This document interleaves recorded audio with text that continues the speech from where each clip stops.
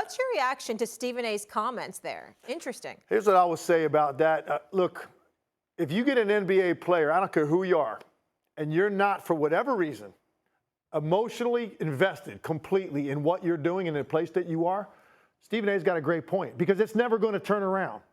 I don't believe. That's not going to change. Now, the thing that the Bucks would have to get to the bottom of is, why are you not happy? Is it strictly because you expected to be in Miami, you wanted to be in Miami, it didn't happen? Is it that you're in Milwaukee and for whatever reason you don't like living in Milwaukee? I don't think it could be Giannis. I don't think it's like you don't jive with his game. You don't like playing. How could you not love playing with Giannis Antetokounmpo as hard as that dude plays and the tone that he sets and as many things as he can help you overcome if you have limitations? He'll make up for all that. So I don't think it's that. Is it Doc? Maybe it was Adrian Griffin first and now it's Doc. Like, why? What is the reason?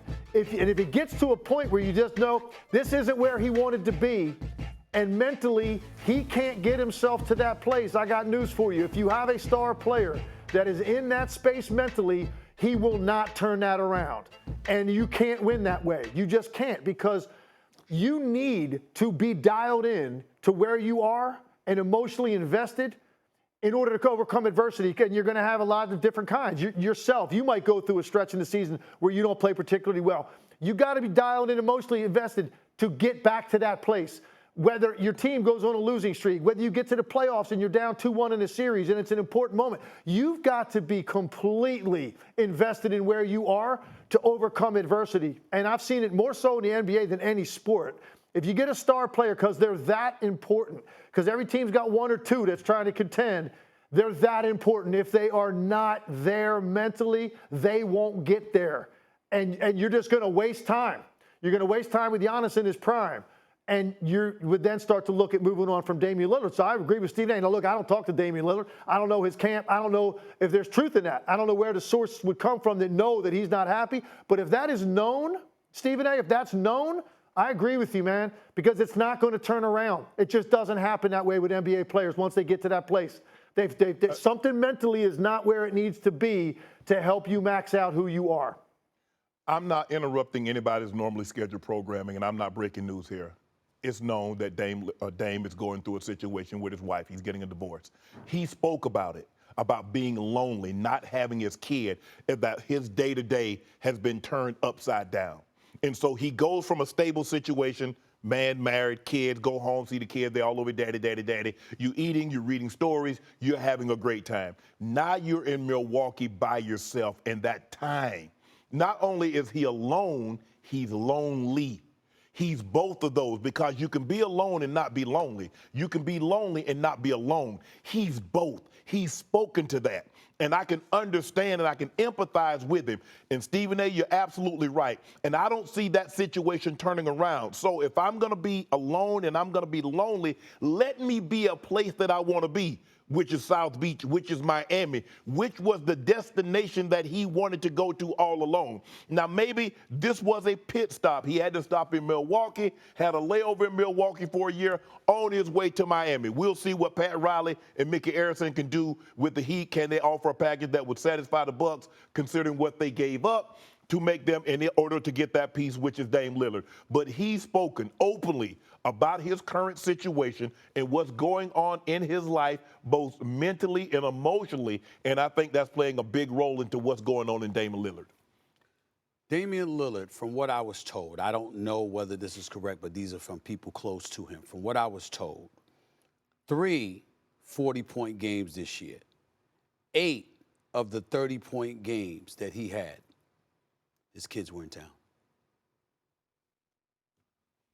Do you understand the seriousness of what I just said, ladies and gentlemen?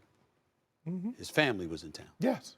So his best games, when they were there, as human beings, you know, like he said, I didn't bring it up. I didn't know he said it publicly. Yeah. That's why I'm glad you told me that, because I didn't get any, I didn't throw any specifics out there, because I ain't talk about nobody's business like that. There's a code I'm gonna follow. I ain't gonna do that. But he said, Shannon just said he spoke about it publicly. Fine. He's going through a divorce. And the reality is that Damian Lillard is one of the best people I know, one of the realest brothers I know. Yep. And we know what a closer he is. And when this brother is on his game, the kind of things that he is capable of. We also know we haven't seen that from him much this year. It's been sporadic and inconsistent. Why? Because his mood has been sporadic and inconsistent. That's why. It's not the fault of the Milwaukee Bucks franchise. It's not the fault of the teammates. It's not about any of those things. It's about the fact that you are being affected by your personal situation. When you combine that with the fact, and listen, Milwaukee gets sensitive. I had to do some event weeks ago with Giannis and his brother, the Nassus, and I had a beautiful time and stuff like that. I came out there, folks were booing me because they thought I talked about their city bad, which wasn't true. Here's the deal. Milwaukee is a great sports town, great fan base, the whole bit. Yo, y'all, from a lifestyle standpoint, you're just not Miami. Okay, just trust me on this, please. Just trust me on this. When you're in Milwaukee, you're looking to go places like Miami for vacation. You understand? It's just a different life. And so Damian Lillard clearly wanting to go to Miami and that not materializing. All right, once upon a time, I heard that if he wasn't in Portland, he would have wanted to be in some place like New York City. Neither is Milwaukee.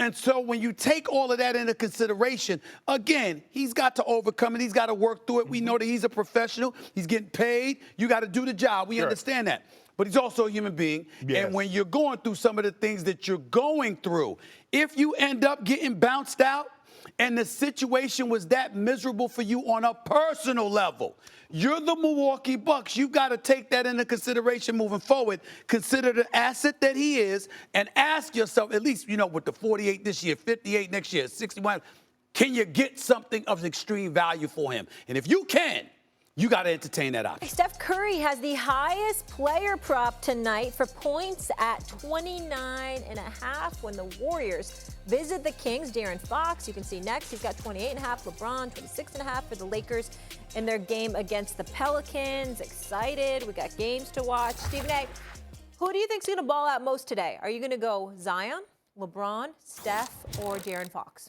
I'm going to go De'Aaron Fox. And the reason I'm going to go De'Aaron Fox is because there's no Malik Monk.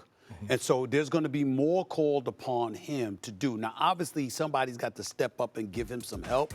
He's lost 8 out of 9 meetings against Steph Curry, who's been doing his thing against him. And I get it. And we know that last time we saw Steph Curry in a situation like this in the postseason, Game 7 against Sacramento, he dropped 50 on the road in Sacramento.